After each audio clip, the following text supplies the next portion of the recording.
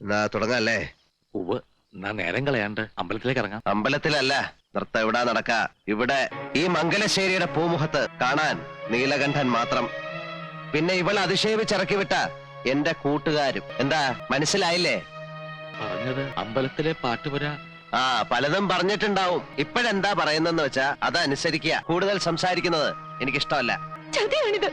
അതെ, ചതിയും കള്ളവും എല്ലാം ഞാൻ പ്രയോഗിക്കും. വേണ്ടി വന്ന കരുത്തും. എന്റെ വിജയത്തിന് വേണ്ടി. ചില കളികള് ഞാൻ ജയിക്കാൻ വേണ്ടി മാത്രമാ കളിക്കണേ. നിർബന്ധ ബുദ്ധി കാട്ടരുത്. പഠിത്തം കഴിഞ്ഞു വന്ന എന്റെ മോളുടെ അരങ്ങേറ്റാ ഇന്ന് നടക്കേണ്ടത്. അത് ഇങ്ങനൊരു ചുറ്റുപാടിൽ അലങ്കോലായാൽ മോളുടെ ഭാവിയെ കുറിച്ച് ആദ്യമുള്ള ഒരു അച്ഛൻ പറയുന്നതാണ്. പ്രസംഗിക്കണ്ട. ഭാവം വളരെ ചീത്തയാണ്. സ്വരൂപം പുറത്തെടുക്കാൻ അവസരം ഉണ്ടാക്കണ്ട. നിങ്ങളുടെ ഭീഷണിക്ക് ഞാൻ വഴങ്ങിയില്ലെങ്കിലോ? നൃത്തം ചെയ്യാൻ എനിക്ക് വയ്യാന്ന് പറഞ്ഞാൽ? വയ്യാന്ന് നീ പറയില്ല. പറഞ്ഞ നൃത്തം മാത്രമാവില്ല, ഞാൻ നിന്നെ കൊണ്ട് ചെയ്യിക്ക.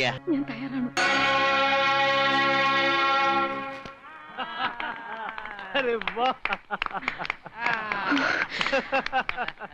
മതി മതി, ഇത്രയും മതി.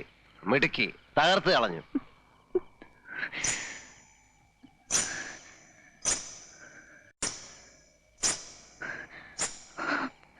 ജയിച്ചു അല്ലേ? അങ്ങനല്ലേ പാടുള്ളൂ. അതെ, വലിയ ആളല്ലേ നിങ്ങൾ. പേര് കേട്ട അച്ഛന്റെ പേര് കേട്ട മകൻ.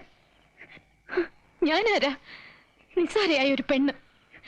പക്ഷെ ഒന്ന് മനസ്സിലാക്കുക, എന്റെ ഉള്ളിലുണ്ട് ചെറിയ ചില ജയങ്ങൾ ആഗ്രഹിക്കുന്ന ഒരു മനസ്സ്.